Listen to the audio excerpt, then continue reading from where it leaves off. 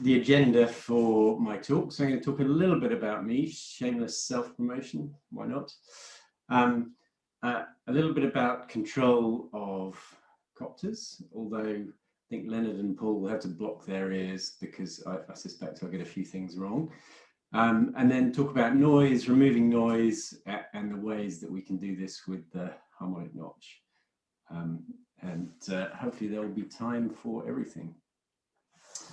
So this is me. So yeah, I've got a PhD in distributed systems. So my background is very much software, not hardware or physics. I did do a degree in engineering, but that was a long, long time ago. So most of the work I've done is on Java server projects, both here in the UK and in the US for a while. I run the engineering function at an AI startup at the moment.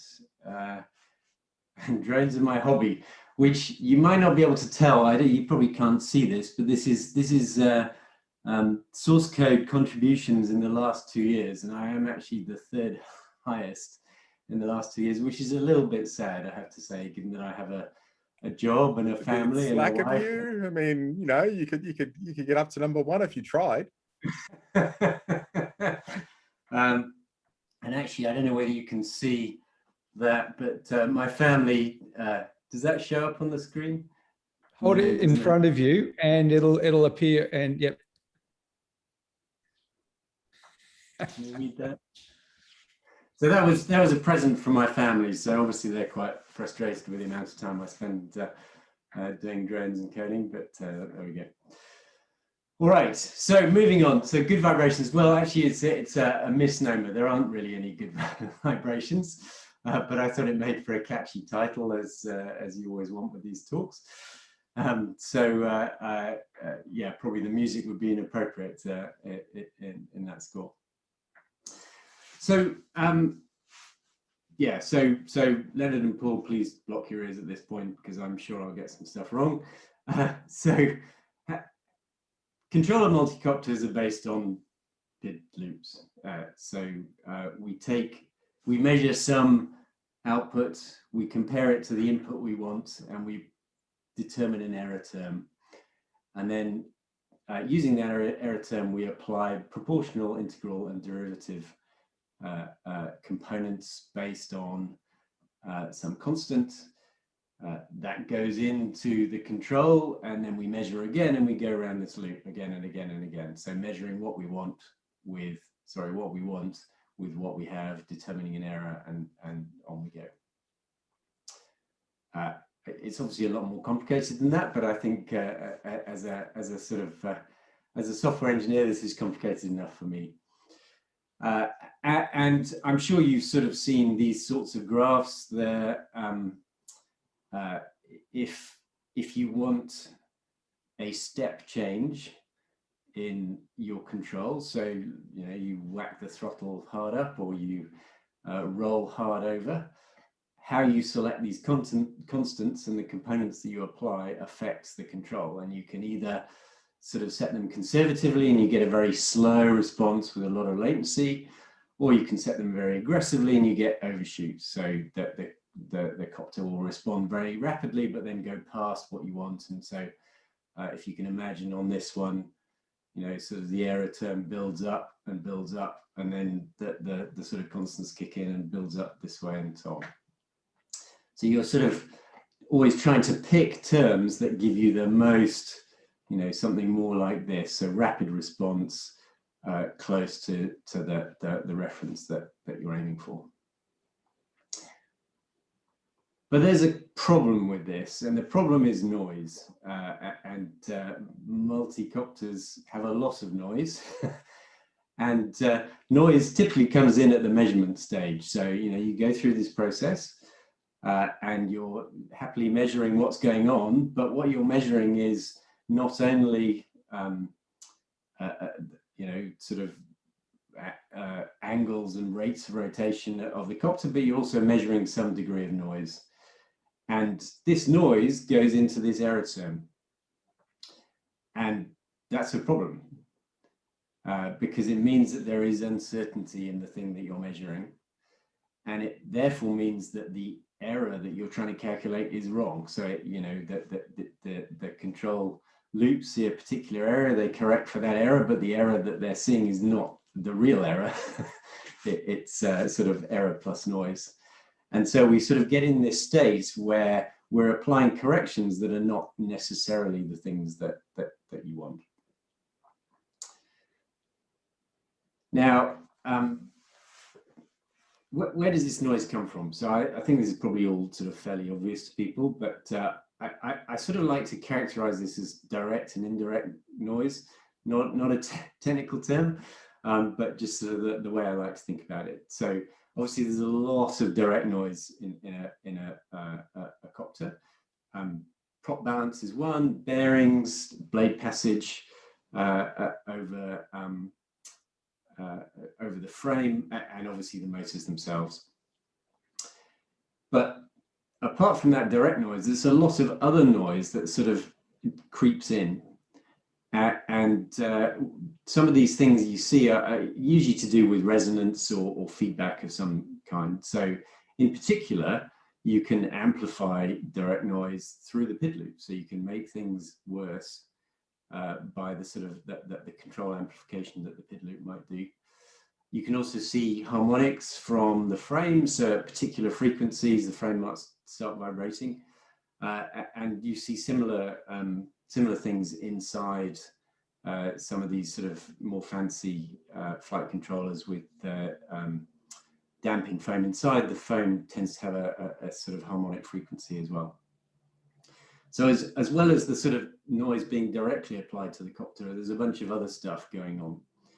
And all of this translates into poor control.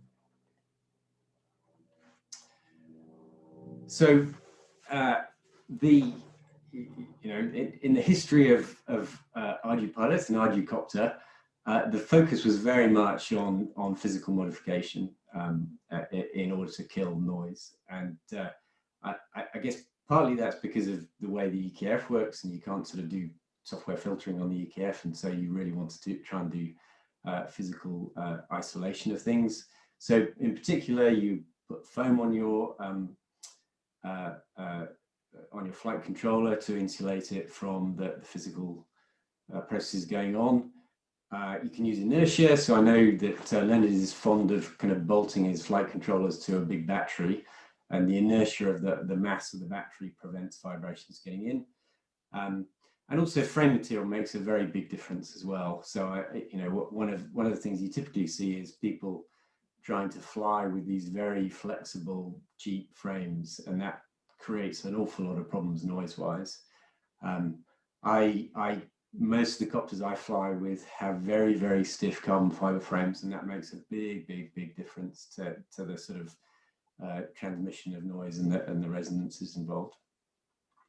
So you can do physical things, but physical modification only gets you so far. And the other problem is size a little bit. So, I guess so I should probably learn how to switch off my virtual background anyway. So if I can you see that? So that's, there we go. Need to either switch off the background or hold it in front of your chest, I think. Yeah. I think you can see that. Yeah. So that's a 2.5 inch. I think I will switch off the background. Hang on. Big reveal. Yeah, where are settings while I'm sharing? Under the video, under the little start video, stop video button. Ah, yes. Yes. Choose virtual background. None. There we go. Okay. Hey. So there, you can see that. So that's a 2.5 inch sized copter, 2.5 inch props. You can kind of see that the flight controller and everything else is absolutely packed in there. So the chances of doing sort of foam isolation are pretty low. I mean, there is some isolation on that with little rubber grommets, but it gets kind of hard with something that small.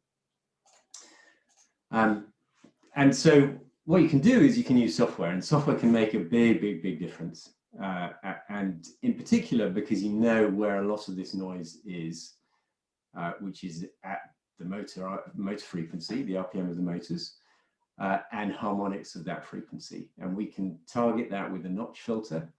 I'll come on to that in a little bit. And I would say we can remove almost all of the indirect noise and a lot of the kind of direct noise. So you can make a big, big, big difference.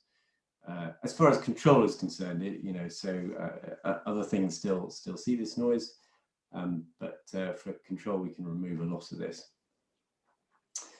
Okay, so the harmonic notch. So the harmonic notch is a slightly strange name. Kind of Leonard and I came up with it a long time ago, and it sort of stuck.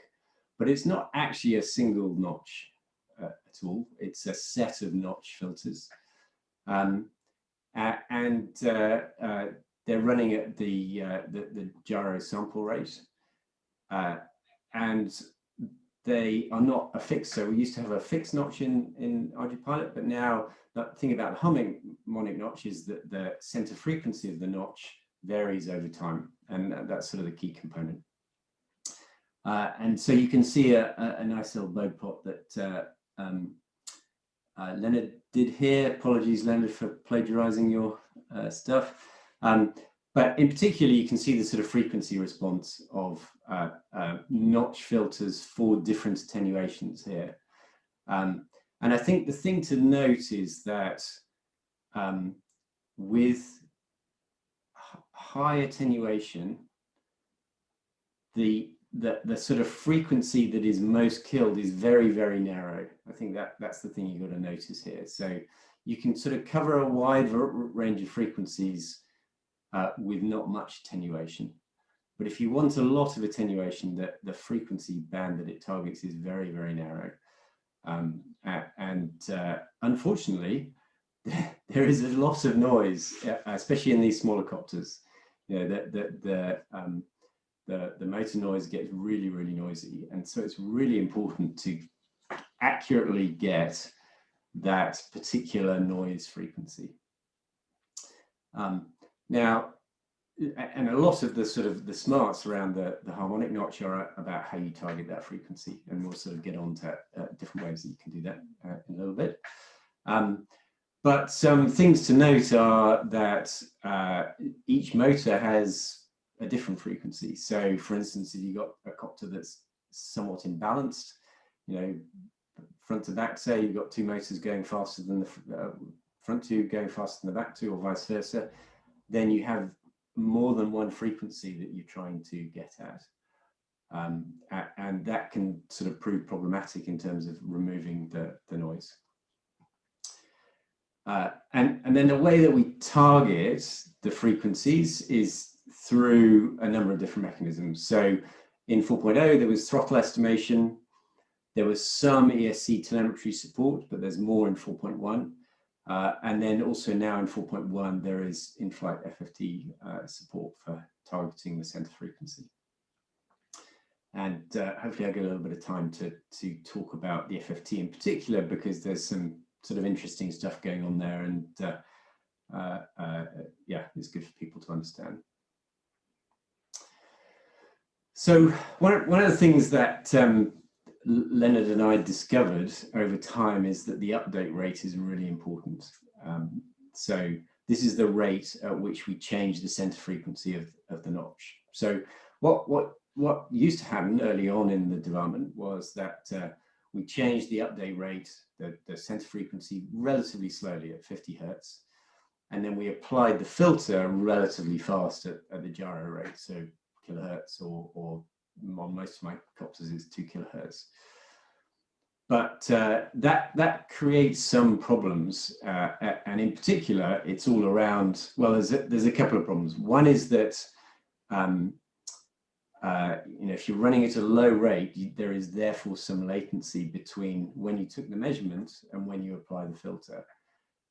And if you're flying very fast or doing lots of different things, that means that you can be sort of out of date quite quickly, and the notch can be targeting the wrong frequencies.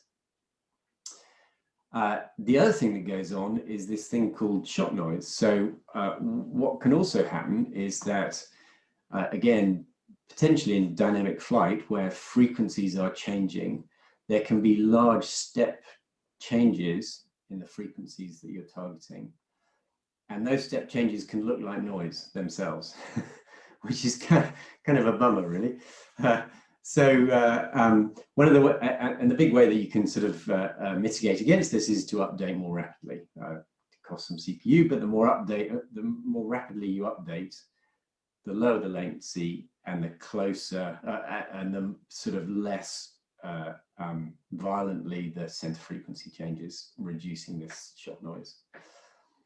And then also we can do some slewing on the sort of frequency changes to change further.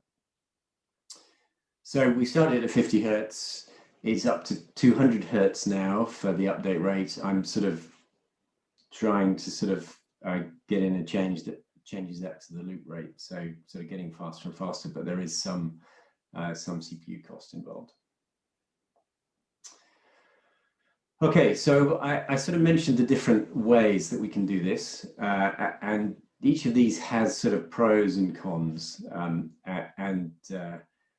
As you sort of hopefully gathered by now, latency is important, accuracy is important, update rate is important, CPU cost is important, and often these things are a little bit of a trade-off.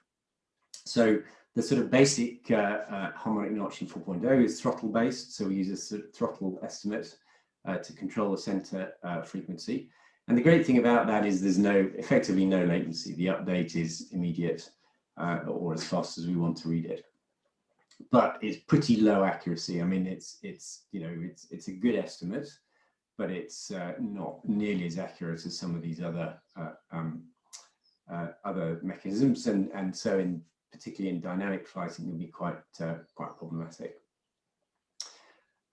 You can update at the loop rate, no problem. Because we can just sort of get this estimate all of the time, and it's very, very low cost CPU wise. It's a very simple calculation, just using throttle out as a proxy for motor RPM. So then also in 4.0, there's ESC-based telemetry. So basically, this is just BL heli at the moment. This too is pretty low latency. So you can request RPM updates from the ESCs. They'll tell you there's some latency in the sense that we rotate around between ESCs. But it is fairly accurate because the ESCs know exactly how fast the motors are going. And it is also fairly low CPU. The downside is that you can only get up to about 100 Hertz, just based on the amount of data that you can pump through the UART that you have to use and the fact that you're kind of rotating around ESCs. So that's pretty good and sort of, certainly for 4.0, if you can use ESC telemetry, that would be my sort of go-to mechanism. And then in 4.1, we've sort of extended ESC telemetry to include bidirectional D-shot. And so this is where instead of using a separate UART, we use the PWM output in a sort of half duplex mode and can read data from the ESC on the same line as we're pushing out PWM or D-shot signals. One of the nice things about bidirectional D-shot is you can go really, really fast. So we can sort of up the rate at which we're outputting, and that also ups the rate at which we're reading. We still rotate between ESCs, but on a per timer basis. So on some flight controllers, that might be, a single timer for all 4 motors or more. So you'd sort of divide by 4 to get your update rate. On some copters, it just sort of works out. It depends on how the PWM groups are organized, but certainly on my smaller copters, there are 2 timers involved, and so I get fairly high update rates because it's basically half of the D-shot output rate. It is a bit more expensive CPU-wise, and obviously the faster you go, the more expensive it gets, but this seems to work pretty well. And then FFT is kind of the other new one for 0.1. So FFT can be very, very highly accurate because you're measuring actual noise rather than a proxy for noise. But the more accurate it gets, the higher the latency, the longer it takes to get data out. So you can either sort of go for high accuracy, low update rate, or medium accuracy and high update rate. And it also is fairly costly from a CPU perspective.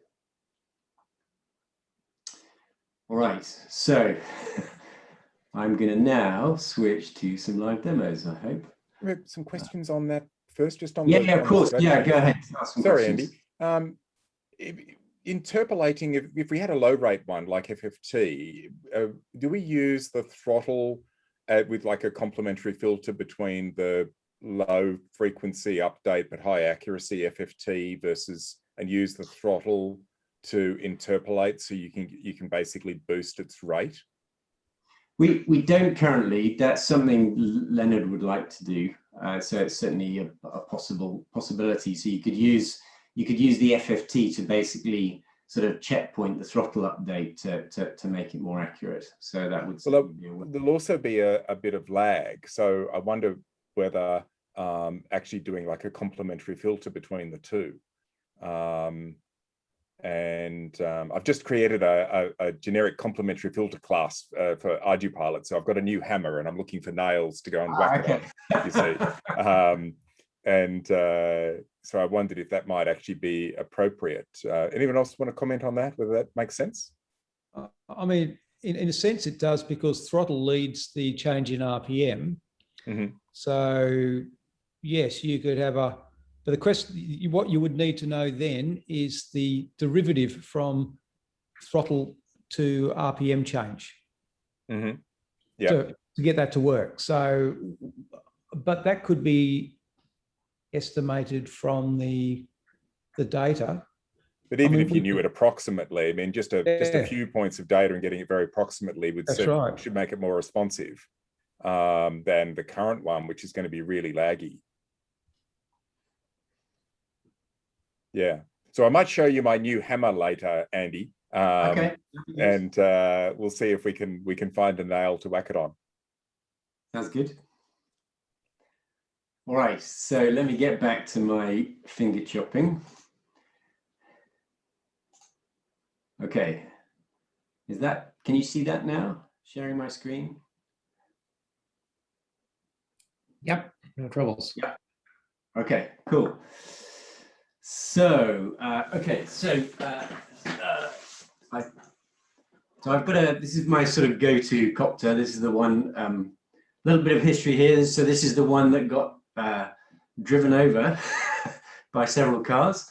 And the only bit of the frame that survived was the top plate, but also interestingly, the ESCs survived as well. I don't know why those are so robust, but they are. So, and kudos to Armatin for basically replacing the frame, even though you would think that being driven over by a car was not covered by the warranty. This is also for Randy. This is the one that doesn't have a copter or a GPS. So this is the one that sort of sometimes yaw drifts. Yes. Of that copter. That's right, that copter. This is the one that can only turn left, right, Andy? Yeah, this only turns left as well. You're right. But the great thing is that if I crash this, I don't care that much, and so it's been rebuilt several times. So it's very stiff carbon fiber frame. So I think it's 3 mil, and there's a Kahoot F7 Mini sort of tucked in there, and it's a 4-in-1 ESCs. So let me right. Fancy here. So. Ooh, fancy video setup.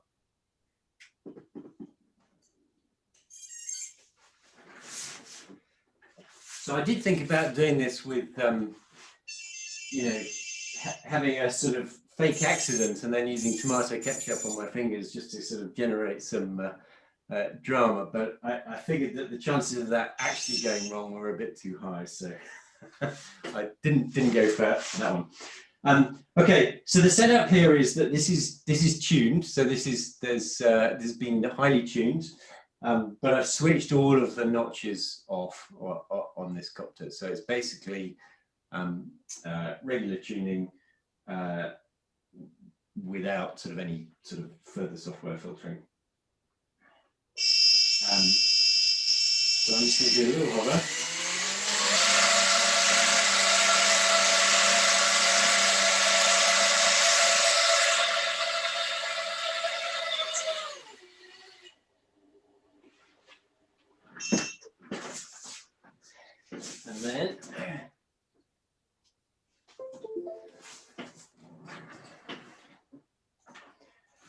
And then we'll download the logs.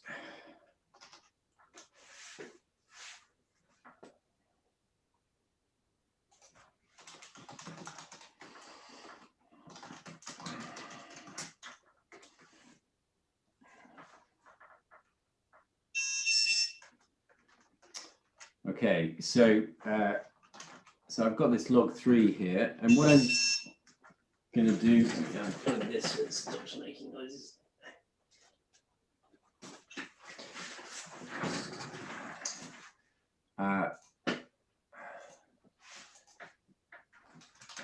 So I'm going to run this MavFFT ISB tool, which is in PyMavLink on the log. First of all, I'll sort of show it the way it might appear in Mission Planner.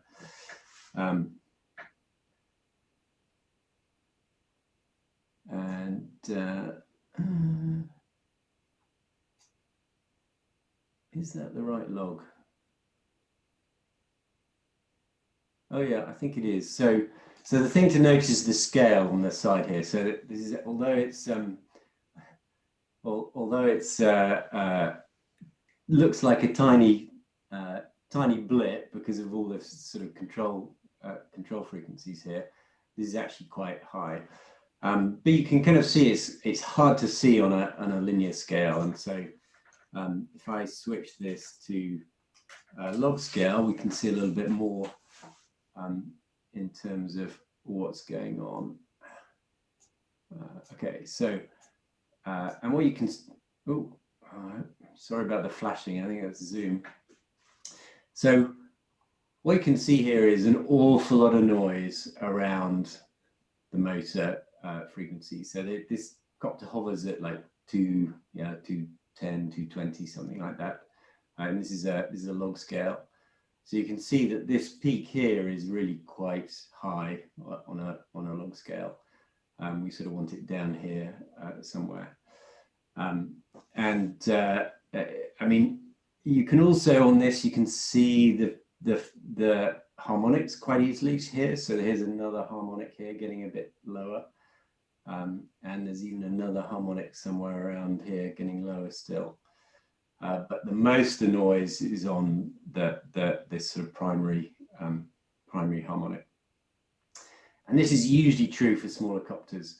Interestingly, on bigger copters, sometimes these two switch, so you can actually get more energy on the second harmonic than the first harmonic, which can cause some problems, and I'll sort of get into that a little bit later. And then if so I had to teach myself how to use MavGraph for this, because I usually use Mission Planner. So let me, let's just do this.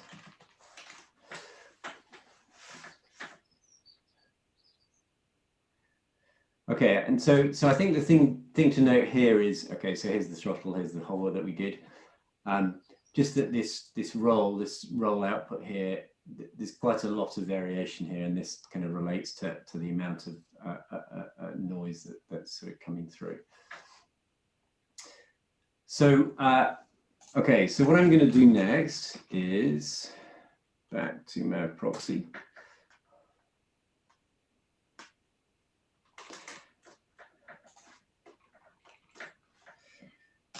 So I'm going to enable the harmonic notch.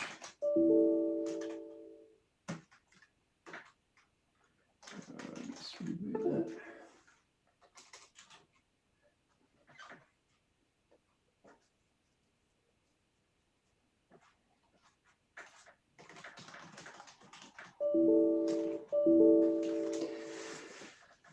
And here you can sort of see the settings that I've selected, and actually I'm going to set the mode to 3, so that means ESC telemetry. So I think that the thing to note is a couple of things to note here. So one is, and sort of I've said this on the forums before, but this relationship between the frequency and the bandwidth is really important. This gives the shape of the notch filter. And so sometimes what you see is people changing the frequency without changing the bandwidth, and you can end up with very, very narrow or very, very wide notches, and that's probably not what you intended. So typically you want the bandwidth to be half of the frequency. The other thing to notice is that for ESC updates, I don't actually care that much what these values are, as long as they're sort of the proportions are correct, because the ESCs will set the actual frequency that I want. Okay, so I think, oh, and I'm gonna change. So we were looking at the FFT information was pre-filter FFT information. So I actually want to see post-filter information, which means setting this to 2. Might be just worth pointing out there that the harmonic notch, the ratio of the bandwidth to the center frequency defines the Q of the filter. So as Andy's changing the center frequency up and down, that ratio stays the same. So it's not fixed at 40 Hertz.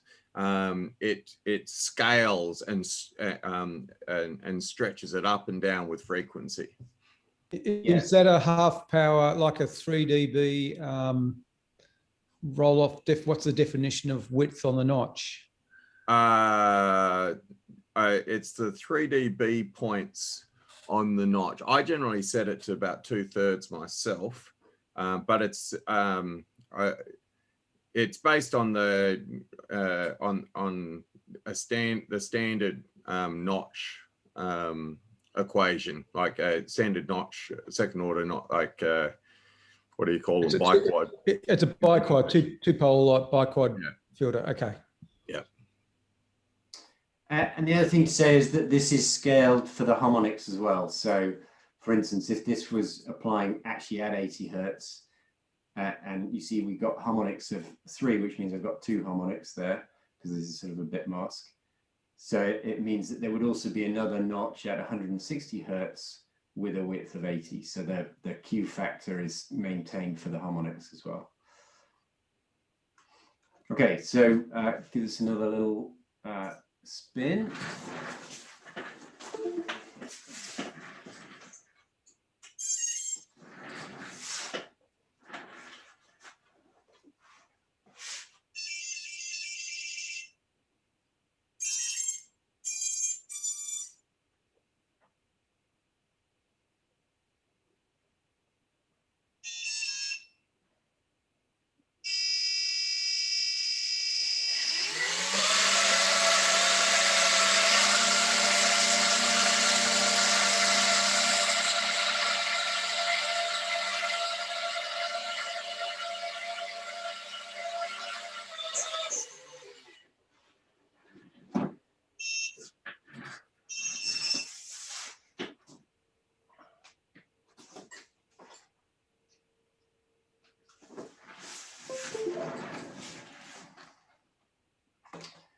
Okay, so back to Mav proxy. Whoops.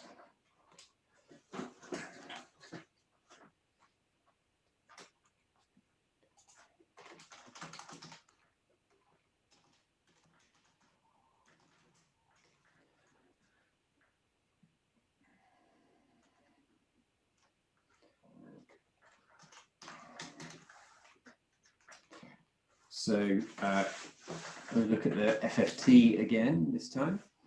And I suppose a couple of things to note is, one, you can see, so on the log scale here, so you can see that the frequencies have come down quite substantially. And the other thing is you can see the notch in the middle here. So you can see this noise peak has been sort of attenuated in the middle, because we've sort of stayed roughly around the whole frequency. And also you can see, because this is post filter, you can see that the harmonics are a lot lower as well. So this is partly the notch, but this is also due to the low pass filter that we use. So on this copter, my low pass filter is set, close your ears, Leonard, at 130 Hertz. So it's sort of coming in around here somewhere. Yeah, and actually if we sort of look on the linear scale, oops.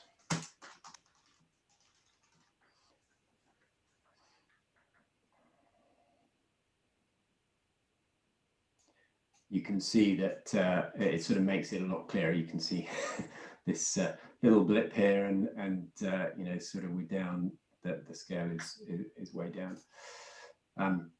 The other thing I think is always interesting to note, and apologies for those, I've said this many times before, but one of the things about the notch filter is that although we're targeting gyro noise, the accels get affected as well. And this is because we're sort of removing this indirect noise. We're stopping this sort of feedback loop.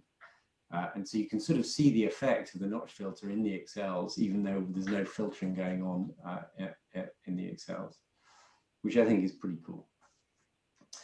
But there's still quite a lot of noise here, okay? So there's still noise either side, and you can see this effect of the notch being quite deep but not sort of broad enough. One of the things we can do is, instead of targeting one frequency here and then a harmonic here, we can instead target a notch per motor. The way you do this is, whoops.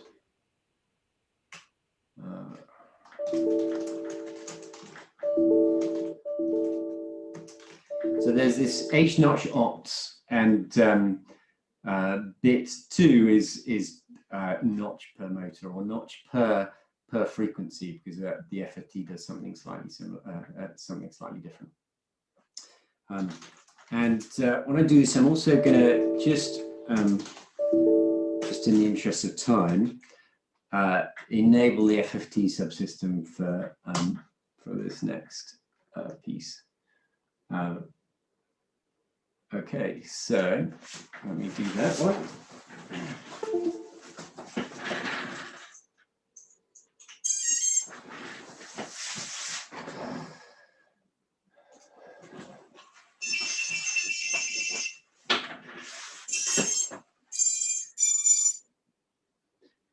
And it's nice it arms so quickly now.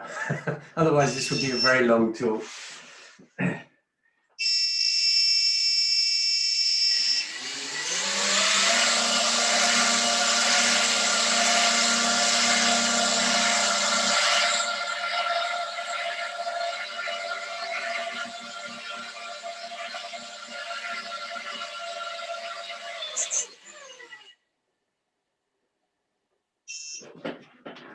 I also, when I was practicing this, I had mixed man set to 4, and the thing hit the floor and then bounced 2 meters in the air, which wasn't very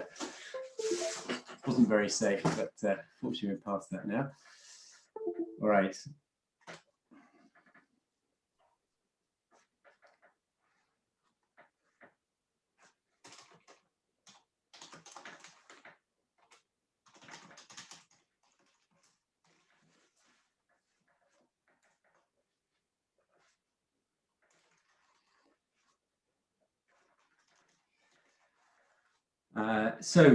Let me show this first. Okay.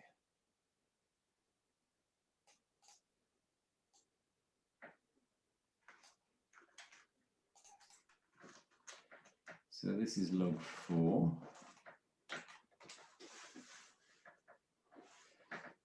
You just downloaded log 5? Yeah, I did, didn't I? Sorry. You'll Right. need to put quotes around those. Oh, my cut and paste went wrong. That's the problem, I think. Yeah. Okay. There we go. Okay. So so here's sort of an interesting piece. So first of all, you can see that, so this is actually looking at the motor RPM. So you can see that there's quite a reasonably big difference between, I think this is front and back on this copter, so it's not the center of gravity is not strictly level. And you can see that the sort of one filter is targeted at, roughly corresponds to one of these RPMs.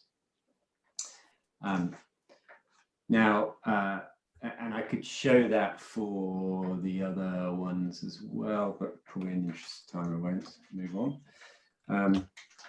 And if I show the noise,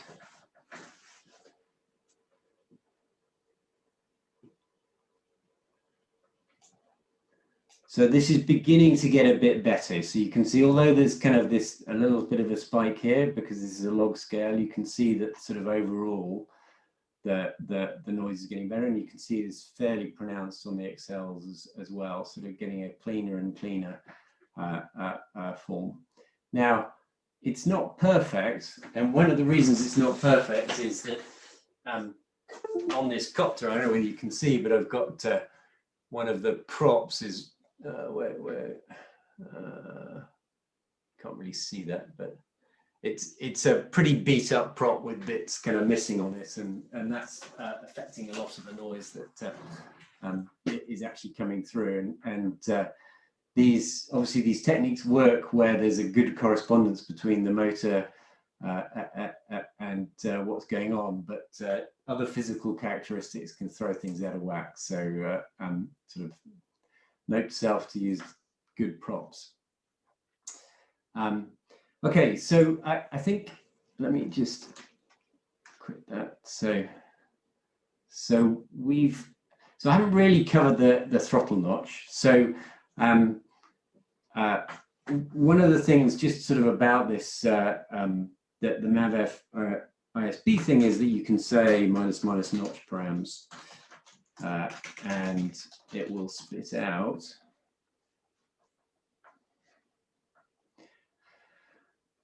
No, it won't. Okay, I'll ignore that. It does have a feature of notch params that will actually spit out the parameters, but for some reason on my log it's failing to find that. So my Python foo is not great there. So we've talked about frequency, we've talked about bandwidth. The ATT is the attenuation of the notch, and so the higher you set this, the sort of deeper and narrower the notch becomes. And then the ref is the way that the notch, the throttle output relates to the frequency, and we use sort of ref to do that scaling. And then for ESC telemetry, I've sort of talked about a notch per motor. There is actually, which you can use INSH notch ops for. There is bit 1, which actually applies a double notch. And in the interest of time, I won't do that, but suffice to say, if I do that, it actually makes the output worse. And so on this particular copter, so what a double notch does is it tries to sort of separate the center, it applies 2 notches around the same center frequency to get a broader spread of frequency coverage. And for bigger copters, that's quite good because you've got sort of a lot of noise going on. For smaller copters with these very, very sharp peaks, that actually doesn't help much. And what ends up happening is you kind of end up missing the most dominant part of the noise in the middle of these two notches. And so, although there's this double notch option, it actually makes, for small copters, it makes things worse. For big copters, it's actually quite a good thing. And And then, I mean, these are all sort of in the docs, but in order to get ESC telemetry, you have to have your BL Heli setup configured correctly.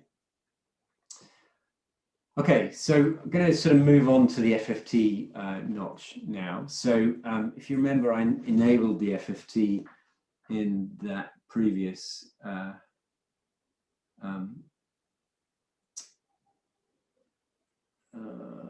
yeah, where's the one I'm finding?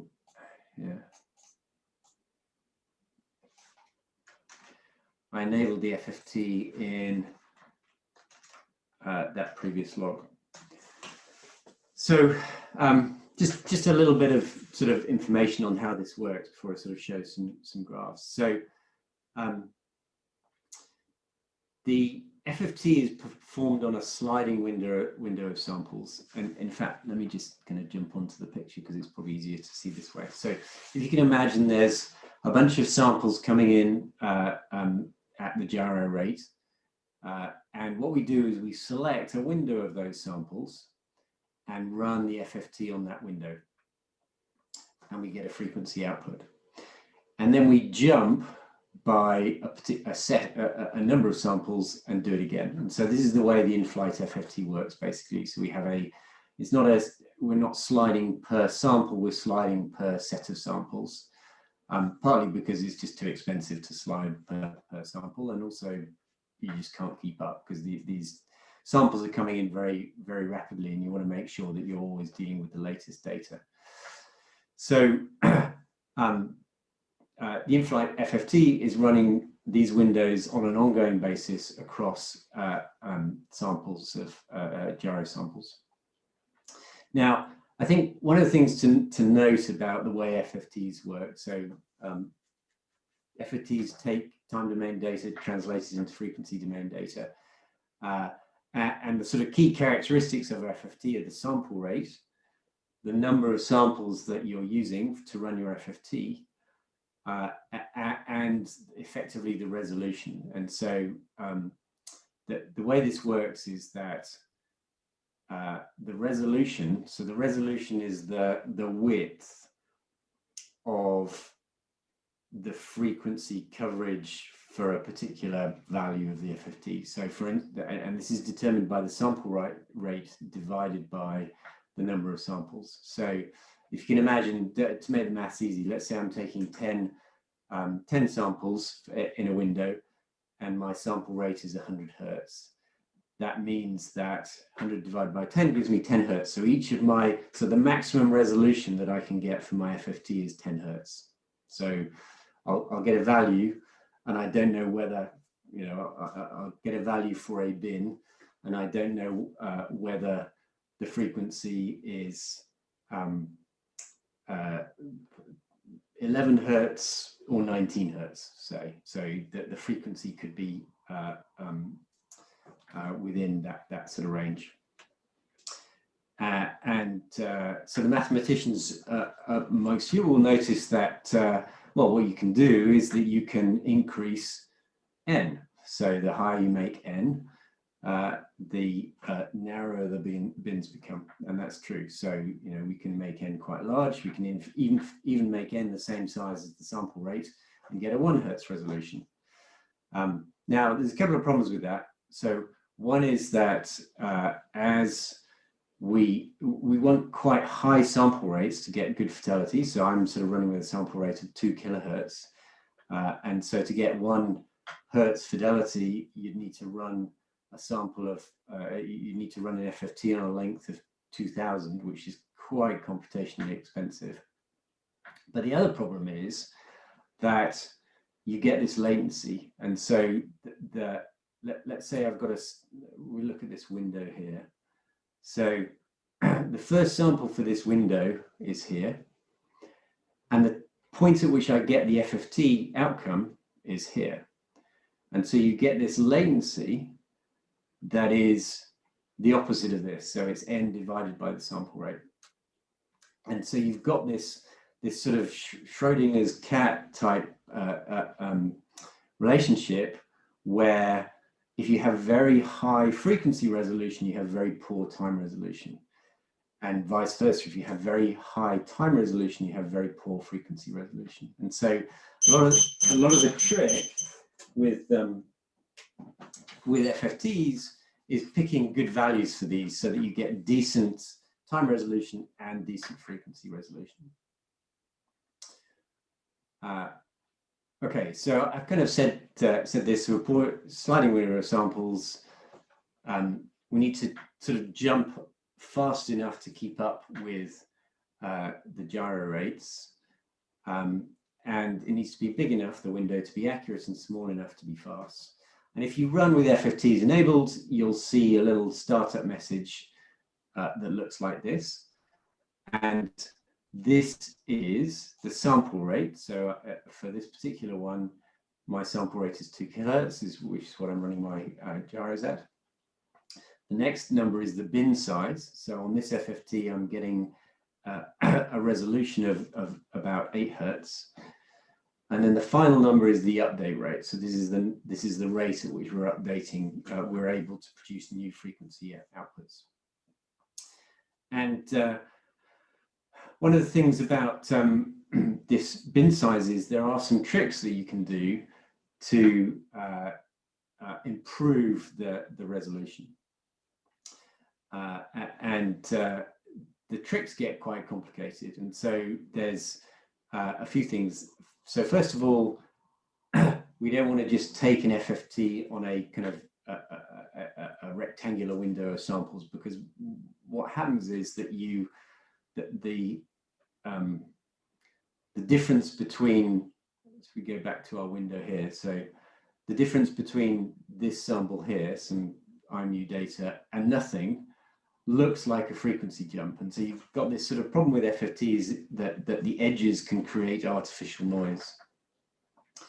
And so what you need to do is you have to put the samples through a window. I use a Hanning window, which kind of biases the FFT to the sort of center set of samples so that you avoid these sort of spurious spectral leakages things.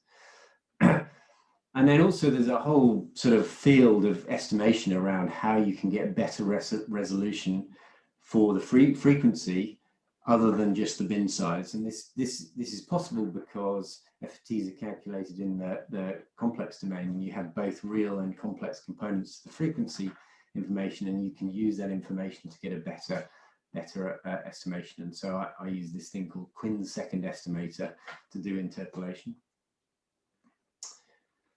All right, so in terms of using the FFT, really the only setup that you need is these three options. So you need to enable the FFT, which, as you saw, I did on that log. You need to specify the minimum hertz that you're interested in, the maximum hertz that you're interested in, and that's pretty much it. And if we look at this graph,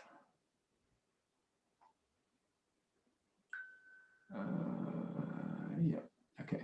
So what you can see here is, my apologies for the flashing. This is Zoom. No. Okay.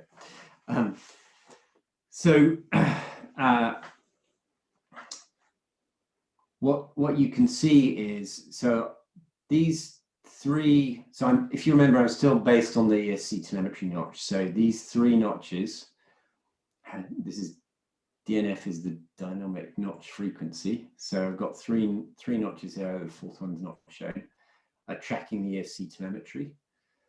And what you can see is that this is the red line here, which is the FFT response. This is the FFT average response, tracks this particular frequency very, very accurately. So you can see that the FFT is pretty accurate in these circumstances. And you can see also it's sort of fairly smoothed as well. Okay. So, and I think in the interest of time, I'm not going to do any more demos. Let's see whether this log gives us enough. Well, I'll do one more. So okay. So that's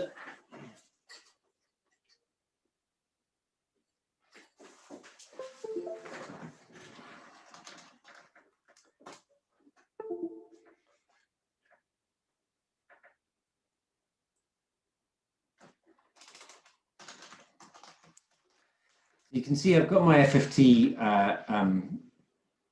enabled, and I've got my minimum hertz and maximum hertz. So I basically want to take FFTs between 80 hertz and 650 hertz. So this copter at full tilt the motors will go at about 600 hertz, which is why this is set quite high. And you can see that the size of the FFT is 128.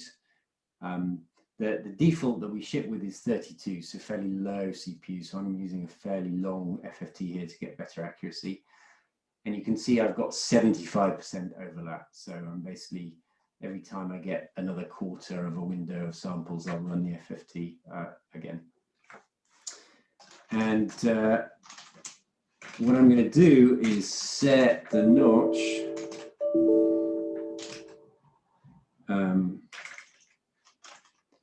to FFT. So this is at H notch mode 4. Let's see the other ones.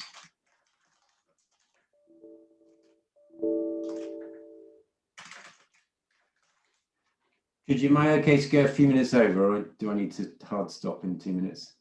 Absolutely fine to go over. It's a very loose schedule on this conference. Okay, good. Good. I wouldn't want you to miss on the fun. No worries. Okay, so just thing to note here is and we'll see what happens here, because this was quite interesting when I sort of practiced this. So I'm tracking the FFT. This is H notch mode 4. And I've still got H notch op set to 2. So this is a notch per frequency now, but because I'm using FFT now, this is going to track multiple frequencies using the FFT rather than multiple motors. And when I get the log, we'll have a look at what that means. So, okay, let's flip over that.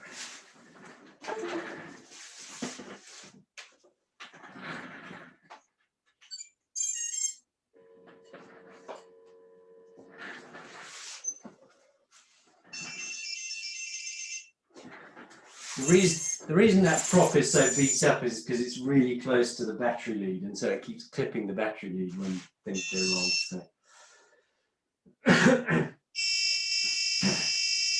So let's just see what happens here.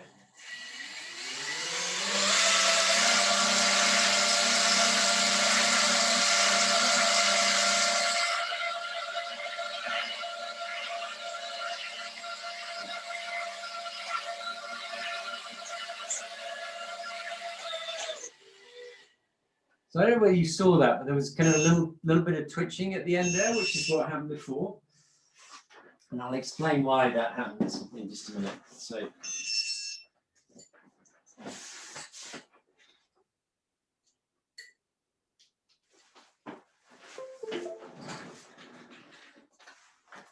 all right, so let's get this log.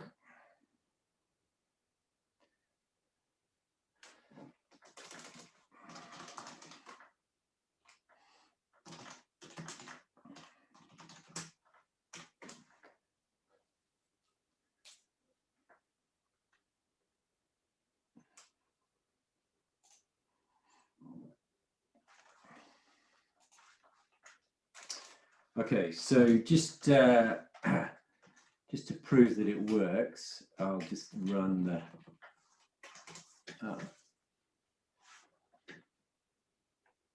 the FFT tool on it, and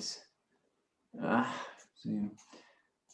So you can see that again we're sort of tracking fairly closely. The noise is decently down. You can see the same in the Excels. So, you know, and you can see that the tool recognizes that we're using FFT tracking here. So the FFT notch works, which is great news. And actually works pretty well. I mean, the nice thing about it is that it's tracking actual noise rather than sort of interpolated noise from the motor frequencies. So that gives sort of quite nice accuracy, but obviously the latency can be a lot of a problem. So what I'm going to do is going to switch to Mission Planner just so I can sort of explore the graph a little bit more. I know I should use Melv Explorer. Sorry, I just wasn't quite familiar enough with that. So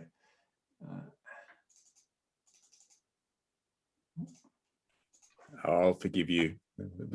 I'm actually just looking at why MavProxy wasn't able to auto reconnect on Windows. I think that'd be nice to fix. Yes, that's quite an old bug. And this is Windows subsystem for Linux as well, which yeah, I was going to give that a go, see if I can work out why that is. Okay.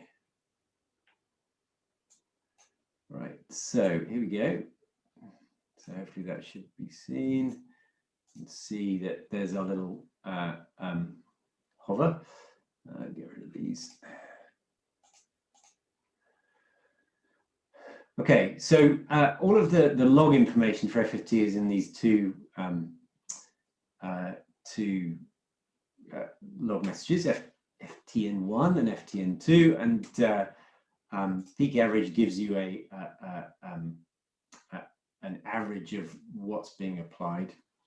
I think one of the interesting things about FFTs is, oh gosh, sorry.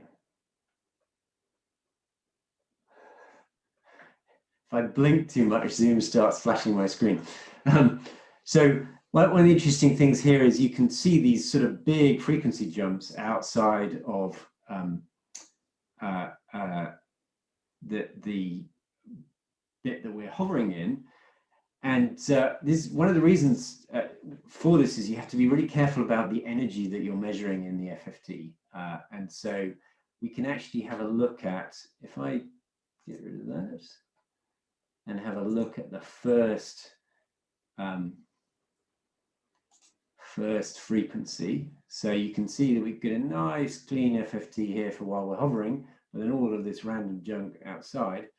If we look at the energy, and sort of the energy is measured as part of the FFT process, you can see that all of the energy is in this the bit where we're actually hovering. And so although basically the FFT is running on random noise at this point, and this is why you get these big frequency jumps. And so part of the algorithm is to discard stuff where the energy isn't high enough to be a sort of valid FFT.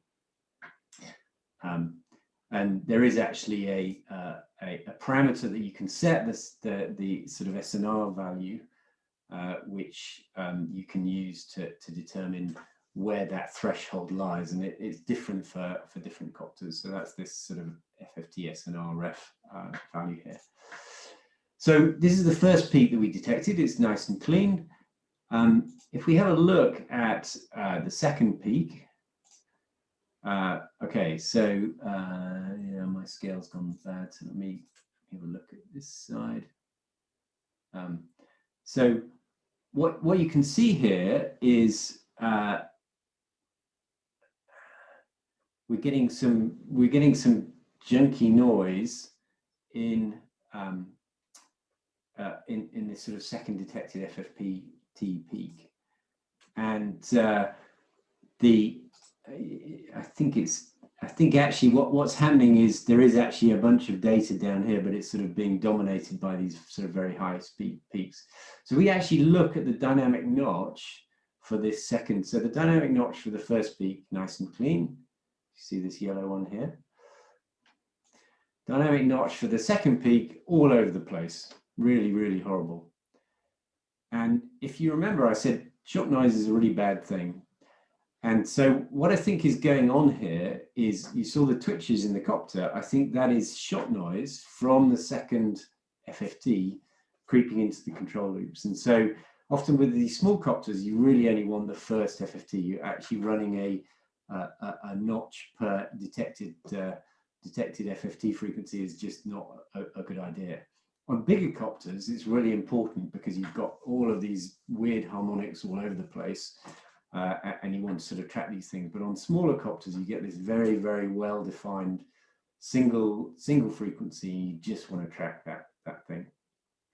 And then I think if we look at, so these are organized by energy. So this will be the sort of biggest energy peak. If we go down to the lowest energy peak, there's practically nothing there. It's not really detecting anything. All right, so in the home straight now. So we sort of talked about H-notch ops. We've talked about the window overlap. We've talked about the window size. So there are some advanced tuning options. So you can determine the signal to noise sort of that you want to say the frequency is detected or not. And then there's some other kind of weird, slightly bodgy options. And so this is the reason these exist is for the way that we run the algorithm. So so there's kind of a lot going on here. So we take filters, we take samples, a window of samples, and we run it through the Hanning window to avoid this spectral leakage. And then we run an FFT on those samples. And then we calculate the complex magnitude of the FFT data that we get back. And then we have to look for peaks. So that just basically gives us a bunch of frequency information, but we don't know where the actual peaks are. So we have to run a detector on that data to find the peaks. And this used to be a simple, what is the highest? And that actually proved to not work very well on bigger copters. So what you really want is to find things that are not spurious, but are actual sort of peaks in frequency. And so there's a little algorithm that does that. And then we calculate the center frequency of each of those peaks using this Quinn second estimator. And then we retain the 3 highest energy peaks. So the energy is important in the order of frequency. Now, one of the problems with this is that the energy varies a lot. So in there, you can see my Y6B in the background here. The energy of the FFTs that we run flips and flops all over the place. And so what ends up happening a lot is that the highest energy frequency that you detected one run, and that you've got a lower energy frequency here, they can flip over. So you can sort of have this flip-flopping effect where the frequencies that you're detecting in energy terms are shifting all over the place. And that wouldn't be a problem if it weren't for shot noise, but shot noise is a problem. And so if we actually start changing the harmonic notch based on these flip-flopping frequency peaks, we're just injecting noise into the system. And so it's quite important that we try and maintain some semblance of tracking the same frequencies over time. And so there's a whole bunch of code that tries to do that, to reorder the peaks to track some historical average so that we're not injecting all of this shot noise into the system. We also don't want to use data that is below a certain energy threshold, because that's just spurious. And then also with FFTs, you also get glitches all the time. So we run through a median filter and a low pass filter to sort of avoid the glitching. A bit similar to some of the glitching I think we've seen on the rangefinder stuff. And then this is one of the bodges. So one of the bodges is that, if you remember, this is it's a set of harmonic notches where if you're not matching. So in the case of this smaller copter, we don't really want to match all of the frequencies. We just want to pick the main one, and then we want to run harmonics of that main frequency. Now, sounds simple, but what happens when the energies are bouncing around all over the place? You can end up tracking not the primary harmonic, but the secondary or the tertiary. And so what you really want to try and do is always track essentially the lowest frequency, even though it may not be the lowest energy. And so, and then determine that is actually harmonic, and then run the sort of notch filters up from there. And so this is what this harmonic fit is, so it basically says, if I see a frequency that is sort of within some threshold or double of another one, I will assume that that's a harmonic and I will pick the lower frequency. And then similarly with harmonic peak, we can say, well, actually, I'm more interested in the roll axis than the pitch axis. We can actually see this on the graph here. So if I go back to here and just look at X and Y and Z, you can see that Y is pretty noisy relative to X here. So this is the blue. If I go back to X, see X is much less noisy. And this is fairly typical. You'll often get more noise on one, or more sort of spurious noise on one axis than another. And certainly in my experimentation, the Z-axis is usually useless. It's usually roll and pitch that you want to track on. But on bigger copters, you can get one axis that is much, much cleaner than the other axis. And so this is what this harmonic peak allows you to do. It allows you to select a particular axis and say, that's the one I'm going to track. I don't care about the others. Okay. So that's how it all works. Just one other thing to say is that we sort of talked about the throttle notch and how that works. Well,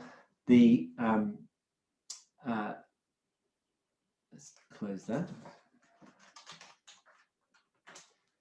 The FFT, when it's running in the background, will also make a determination of what the average frequency is, or what the average bandwidth is, and what the throttle reference you need for the throttle based notches. So it's perfectly possible, without using the FFT to drive the notch, to use the FFT to learn these values, and in a similar way that we do hover learning. So if I show the FFT values here, you'll see that it's sort of learned. So this is a learned value, FFT frequency hover of 224 hertz, and that corresponds pretty well with the peak that we saw in the sort of FFT plots. And similarly, the bandwidth is not far off half, and so that's a learned value of bandwidth. And then the key part is the throttle reference. So this is a learned value for the throttle reference that you need to, if you wanted to set up the throttle notch, to do that. Now, the interesting thing about this is, so you kind of, Leonard's probably looking at this value and thinking, why is that so low? So the reason it's so low is that this throttle ref value is scaled based on the min and max hertz. So basically this says, if I want my notch to track frequencies between 80 hertz and 650 hertz, what is the ref that I need? And this is the ref that you need. So if I was to set the min hertz to 200 hertz, say, so which is much closer to the hover frequency, this ref value would go up. And so this is quite a nice way, without sort of having to sort of resort to sort of plotting graphs and all the rest of it, to learn the values that you need to use the throttle notch. And that is it. Ask me anything.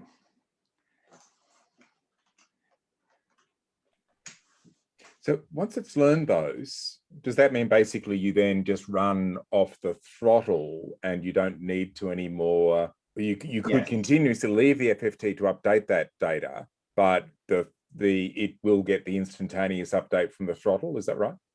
Yeah. So these. Do you need to manually copy those across? Yeah, you need to manually copy these. You need to manually copy these into the INSH notch slots. So why don't we transfer those automatically?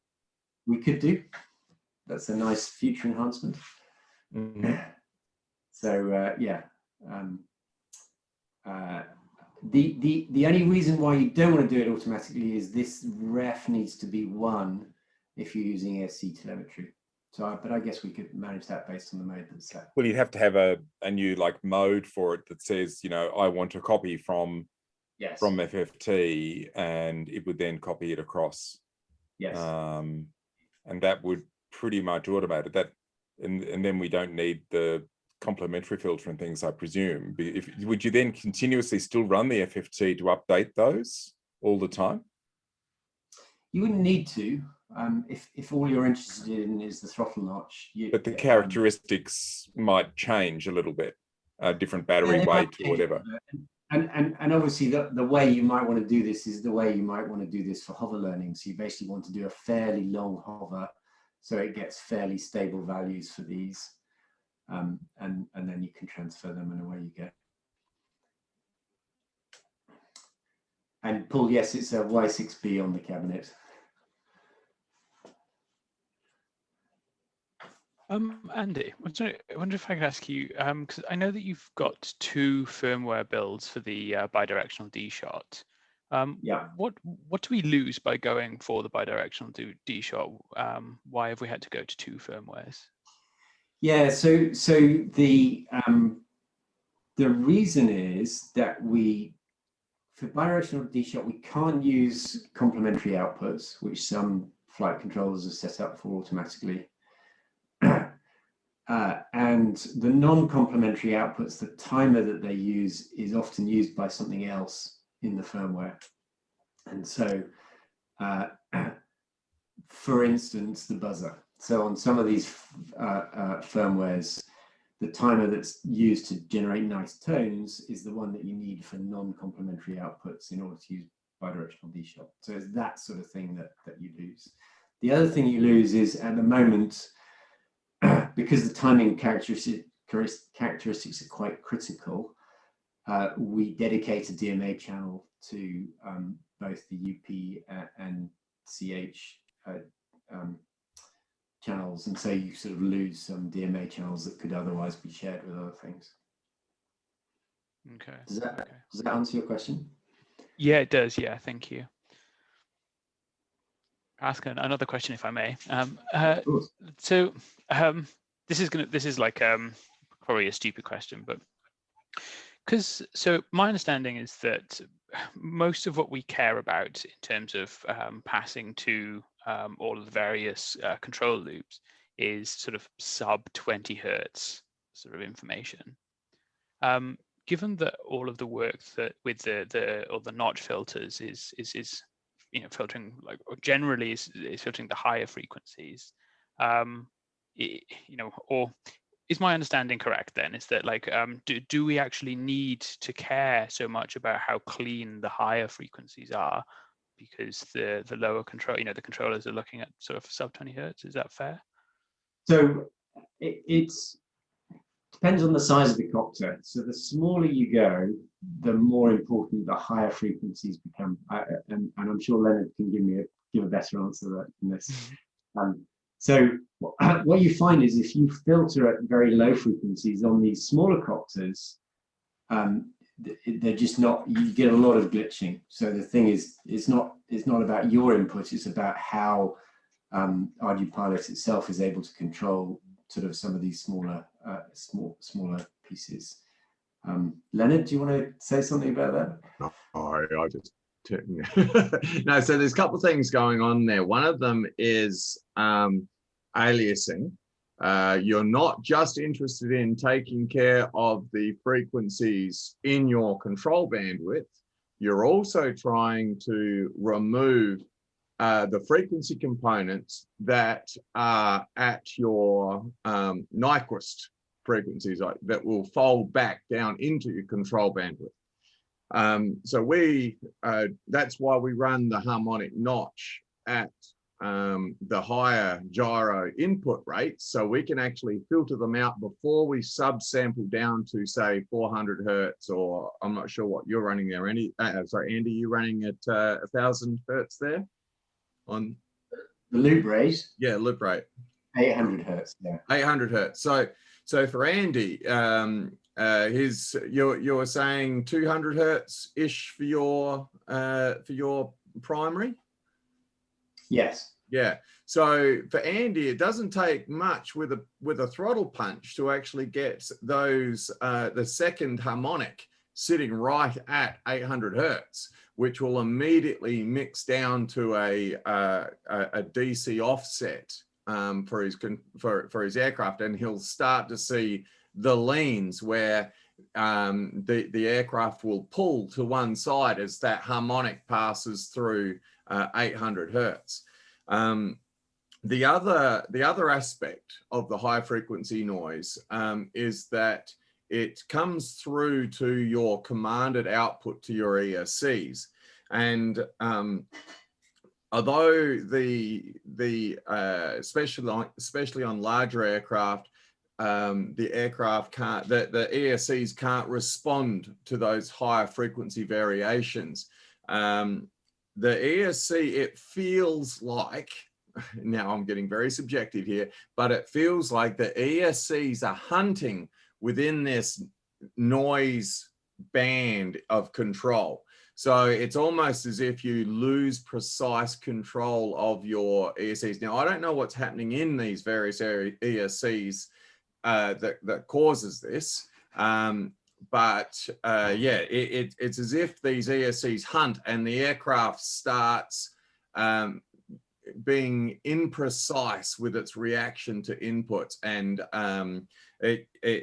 yeah. So the harmonics are a critical thing that you can clearly show mathematically at any level, and then there's this grass on your command that tends to just have the ESCs hunting around in this area, that starts adding additional disturbances from the motors and propellers themselves that the controllers then have to try and deal with. So it is actually very important to deal with these high frequency components. Yeah, that makes a lot of sense. Thank you. The way, practically speaking, so I like just trying things and seeing whether they crash. Leonard gives me a hard time for it, but it's one way.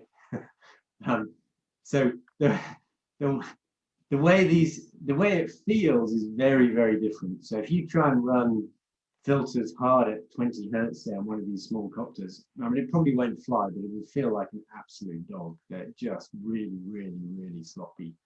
So you have to do this precise filtering to get the kind of feel that you need. And I mean, Leonard and I have been on this journey for a while, and he's looked at a lot of my logs. And the precision has got higher and higher and higher the more noise that we've been able to remove. And I think in particular, it's in dynamic flight. So when you kind of you're making very aggressive maneuvers, that's when some of these things become particularly important. And prop wash and all those sorts of things. So prop wash is, again, people complain about prop wash. With these sorts of techniques, you can almost completely eliminate the effects of prop wash from a control perspective. Just to sort of put what Andy said there a slightly different way, when he was referring to the low pass filters versus the harmonic notch filters, in order to remove enough noise to not burn out ESCs on these little aircraft, and to reduce the noise pad down to a sufficient level to get any level of performance, the latency that you introduce by using low pass filters and filtering out everything above versus using a harmonic filter and specifically targeting the areas that you need to is quite dramatic. The low pass filters have a very slow sort of cutoff. So in order to actually get them to attenuate these harmonics sufficiently, you have to set them quite low, and then you've added a lot of latency into your controller that then bites you as poor PID tuning and low PID gains. And so so the harmonic notches allow you to hit these frequencies without introducing the significant latencies in your control loops.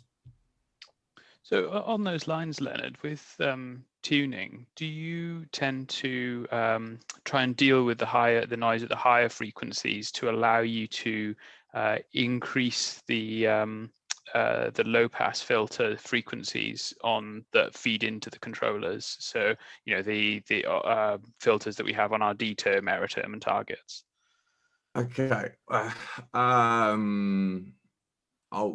Perhaps I'll say how I do think about this as opposed to trying to answer that question. But I have no reservation in saying that the work Andy has done with the FFT is the single biggest control improvement that we've had for the last few years.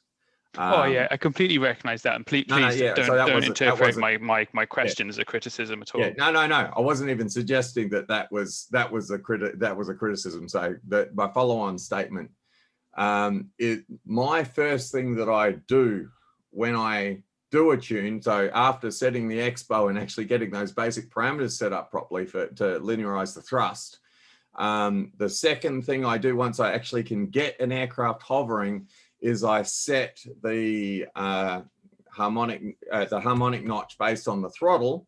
Now Andy's given us a few more options that we can evaluate. And then I look at how much noise I've got left over to deal with the low pass filters.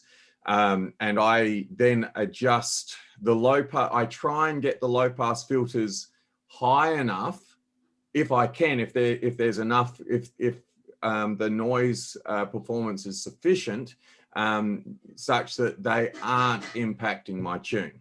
And then it's just a compromise of, okay, how much additional low pass filter do I need to trade off between what I refer to as a noise limited tune and a performance limited tune. A performance limited tune is where the low pass filters are not having a significant impact on our tuning, that if we increase them or double them, we do not see a significant change in our PID parameters. Whereas a noise limited tune is I'm having to reduce those filter frequencies for the low pass filters, the gyro double two-pole second order low pass filter and the D-term low pass filter, and perhaps even the E-term low pass filter, in order to manage the amount of noise that we've got. And what the work that Andy's done with the FFTs allows us to push that back significantly. So I know I haven't quite answered your question. No, you have that, definitely. Yeah, thank you. Yeah. Yeah, thank you very much, both.